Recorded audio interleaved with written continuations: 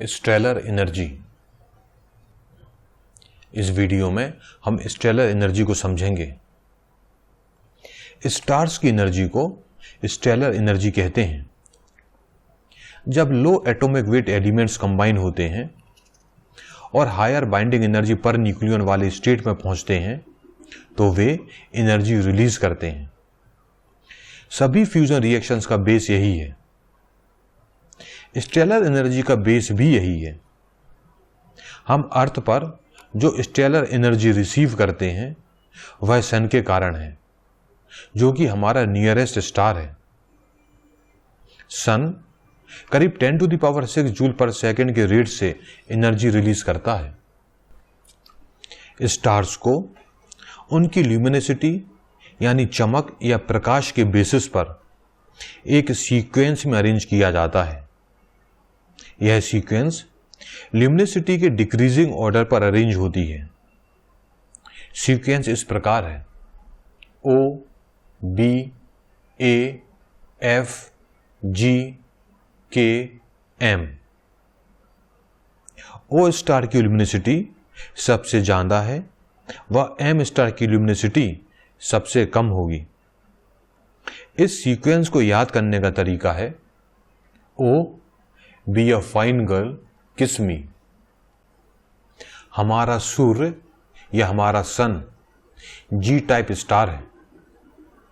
Universe में ऐसे कई स्टार हैं जिनका प्रकाश सूर्य के प्रकाश से ज्यादा है, परंतु वे स्टार अर्थ से बहुत दूर हैं।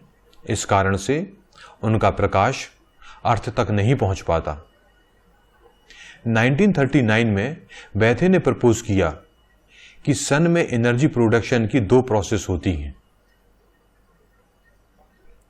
पहली प्रोसेस है proton proton cycle. Proton proton cycle का रिएक्शन आप स्क्रीन पर देख रहे हैं। यह 3 रिएक्शंस हैं।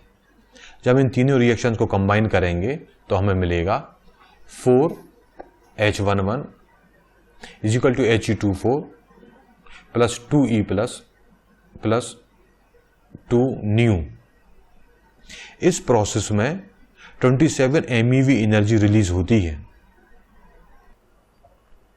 लो टेम्परेचर वाले स्टार्स में प्रोटॉन प्रोटॉन साइकिल से एनर्जी प्रोड्यूस होती है।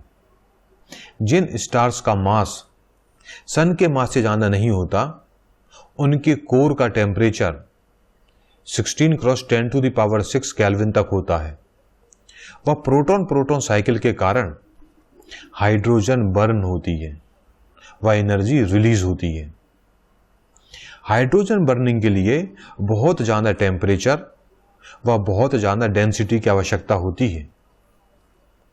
कोर का टेम्परेचर कम से कम 8 × 10⁶ केल्विन होना चाहिए। वह डेंसिटी रेंज कोर के सेंटर में 1.6 × 10⁵ kg पर मीटर क्यूब से कोर के पेरीमीटर में 2 × 10⁴ kg पर मीटर क्यूब तक होनी चाहिए।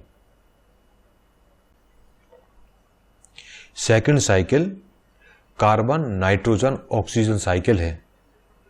इसे CNO साइकिल भी कहा जाता है। इसकी रिएक्शंस आप स्क्रीन पे देख रहे हैं। इस इक्वेशन को कंबाइन करने पर हमें मिलेगा 4 1H1 = He24 + 2 पॉजिट्रॉन + 2 न्यू। इस इक्वेशन में भी एनर्जी रिलीज होगी 27 MeV। इनिशियल रिएक्शन में use carbon 12 nucleus final reaction में रिप्रोड्यूस होता है। इनिशियल रिएक्शन में हमने जो कार्बन 12 न्यूक्लियस यूज किया वही न्यूक्लियस फाइनल रिएक्शन में रिप्रोड्यूस हुआ। इस प्रकार कार्बन 12 न्यूक्लियस पूरी साइकिल में कैटलिस्ट की तरह एक्ट करता है। जब स्टार के कोर का टेम्परेचर 14 × 10⁶ केल्विन तक पहुंच जाता है तो यह रिएक्शन यानी कि CNO रिएक्शन इनिशिएट होती है। यह रिएक्शन साइकिल उन स्टार्स में होती है जिनका मास सन के मास से 1.5 टाइम ज्यादा होता है, यानी CNO रिएक्शन उन स्टार्स में होती है जिनका मास सन के मास से 1.5 टाइम्स ज़्यादा होता है। कार्बन का प्रेशर भी हाइड्रोजन को हीलियम में कन्वर्ट करने हेतु इंपॉर्टेंट रोल प्ले करता है। सन में प्रोटॉन प्रोटॉन साइकिल व CNO साइकिल दोनों होती हैं। यह साइकिल करीब करीब इक्वल प्रोबेबिलिटी में होती हैं।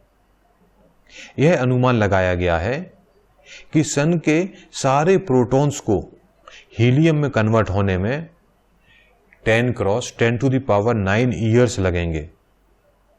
अभी सन की एज करीब करीब 4.5 क्रॉस 10⁸ ईयर्स है, तो कहा जा सकता है कि सन अभी अपनी युवा अवस्था में है। इस वीडियो में हमने स्टेलर एनर्जी को समझा। यदि आपके कोई डाउट है या क्लैरिफिकेशन है तो आप स्क्रीन पर दिख रहे मेल के थ्रू कांटेक्ट कर सकते हैं। फिजिक्स के दूसरे वीडियो देखने के लिए स्क्रीन पर दिख रही वेबसाइट पर विजिट करें। थैंक यू, धन्यवाद।